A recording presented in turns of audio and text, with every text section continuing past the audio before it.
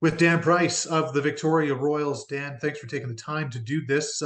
Let's just talk in a general sense. It's that time of year again where players are starting to filter back into Victoria and get ready for camp, get ready for the start of a new season. Just in general sense, give me a sense of how you guys are feeling and how excited you are to get a new campaign underway.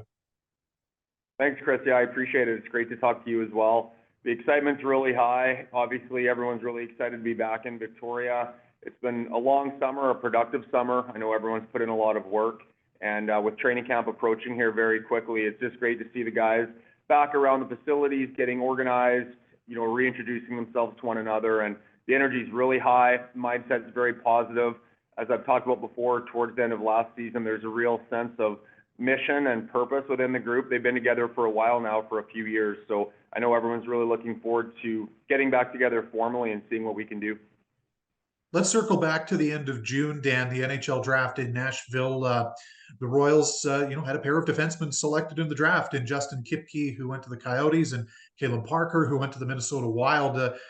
It just is, from an organizational standpoint. I mean, how nice is it to see those two guys rewarded, at that level, and to see NHL teams put stock in them.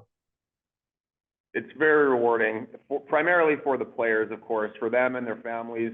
They're the ones that have put in just so much work throughout their entire lives and over the course of their junior careers here in Victoria to make that step forward towards a career in the NHL. And as we all know, it's just one step, but it's an important one.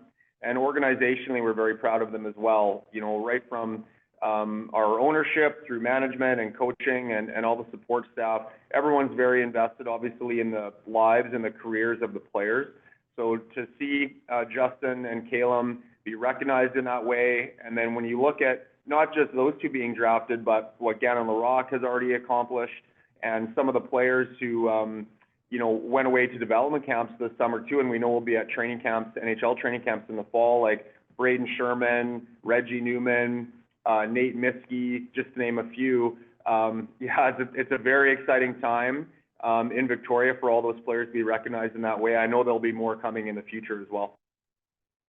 You touched on it, Gannon Larocque. I mean, you talk about just an unfortunate circumstance with him missing almost the entire season last year. Dan, how is he feeling, and how excited is he if he's able to get back on the ice and kind of get back into the swing of things, I guess, for lack of a better term.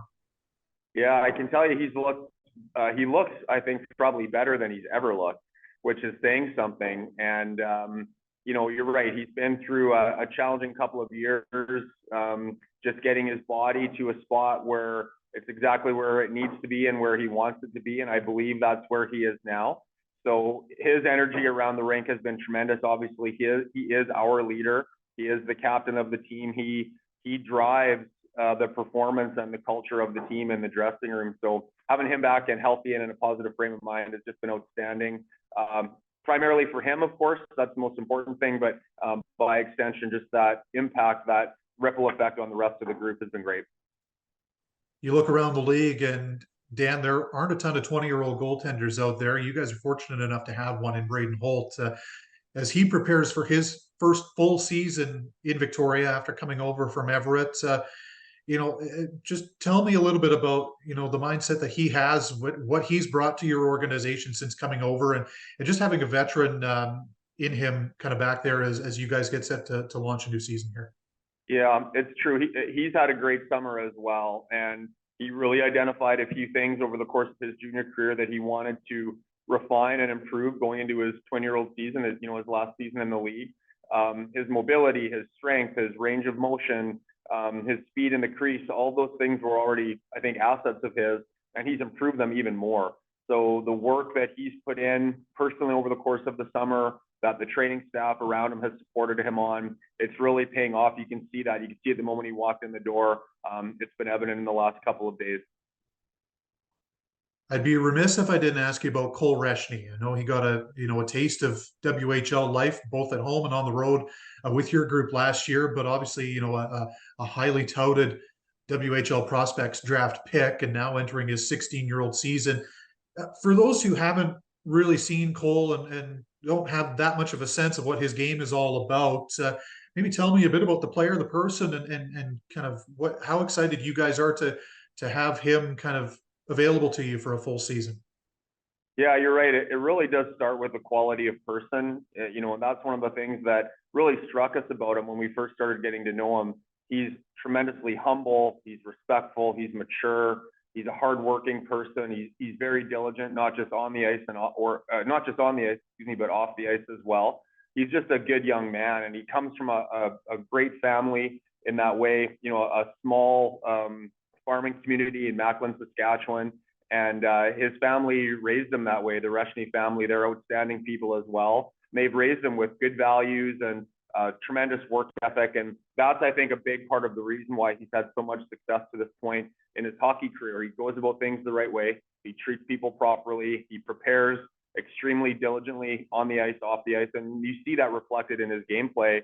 Because as good as he is with the puck, he's just as good off of the puck as well. And that's unique, especially in a young player.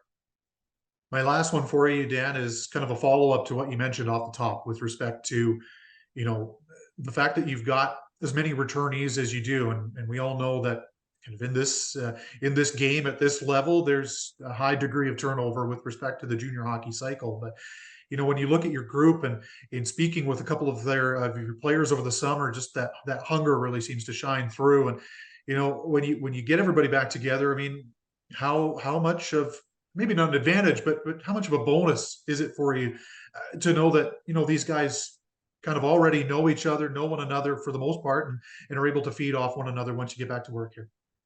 Exactly. I think that's really well put. It gives you an advantage in the sense you can really hit the ground running. They know each other, they know the language, they know the protocols and a lot of the systems and all those kinds of things. But more than anything, they've been building personal relationships over the last few years. And as you and I have talked about before, we've been young for a while. You know, we started in the hub in 2021 with this 2004 age group, Sherman, Parker, et cetera. And it's been a young team. You know, they were 16 in the hub, 17, 18 last year. In our league, which, as you know, it's the teams that tend to, you know, have the most success, usually, not always, but usually they're those older teams loaded with more 19-year-old players. And it's been great for those young players to be able to play as much as they have in the last few years. But now they're maturing into one of those older teams in the league and more experienced teams in the league. And so to your point, the fact that they know each other, they care about each other, they've been through some adversity in the last few years as younger players. It just creates that camaraderie and that bond that you can only accomplish in going through those things and really growing together as a group. And that's the biggest thing I sense with the team right now is that real camaraderie and sense of purpose.